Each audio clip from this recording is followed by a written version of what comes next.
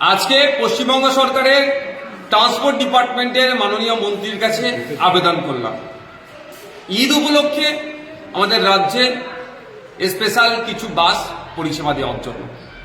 কারণ এই সময়ে ভিন্ন রাজ্য থেকে পরিযায়ী শ্রমিকরা বাড়ি ফিরে অনেকের যোগাযোগ মাধ্যম হচ্ছে বাসে করে ফিরতে হয় আমাদের রাজ্যের মধ্যে, এবং শহর থেকে মফস্বল এলাকাতে যারা কর্মক্ষেত্রে। ভিডিওর মাঝে সকলের কাছে একটি অনুরোধ, আইএসএফ সহ ভাইজানের সমস্ত রকম খবরাখবর সকলের আগে দেখতে আইএসএফ ফরএভার আমাদের এই ইউটিউব চ্যানেলটিকে সাবস্ক্রাইব করে পাশের ঘন্টাটি বাজিয়ে রাখুন। শহরে থাকে তাদের ফিরে আসতে অনেক অসুবিধা হয়, এই সময়ে পর্যাপ্ত পরিমাণে বাস থাকে না, গ্যাদারিং বেশি হয়, ফলে নিত্যযাত্রী যারা প্রতিনিয়ত যারা যাতায়াত করেন তাদেরও অসুবিধা হয়, এবং ঈদের জন্য স্পেশালি যারা বাড়ি ফিরতে যান তাদেরকে অনেক ঠেলাঠেলি করে ভিড় বাসে উঠতে হয়।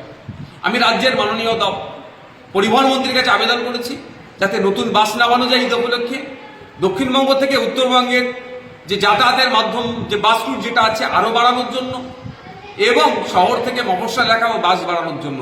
এই বাস বাড়ালে একদিকে যেমন যাত্রী পরিষেবা দেওয়া হবে, এই মানুষজনদেরকে যেমন পরিষেবা পাবে, সাথে সাথে পশ্চিমবাংলার অর্থনীতির চাকাটা হলো একটু হলেও ঘুরবে। কারণ যাত্রী পরিষেবা দিলেই যে ভাড়াটা আসবে সেটা ট্রান্সপোর্ট ডিপার্টমেন্ট পাবে তথা রাজ্য কোষাগারে যাবে। তাই মাননীয় মন্ত্রী মহাশয়ের কাছে আবেদন করছি, উনি মানবিক হয়ে আমাদের আবেদনের সাড়া দিয়ে এই ঈদ উপলক্ষে বিভিন্ন রুটে ঈদ স্পেশাল বাসের তিনি ব্যবস্থা করবেন।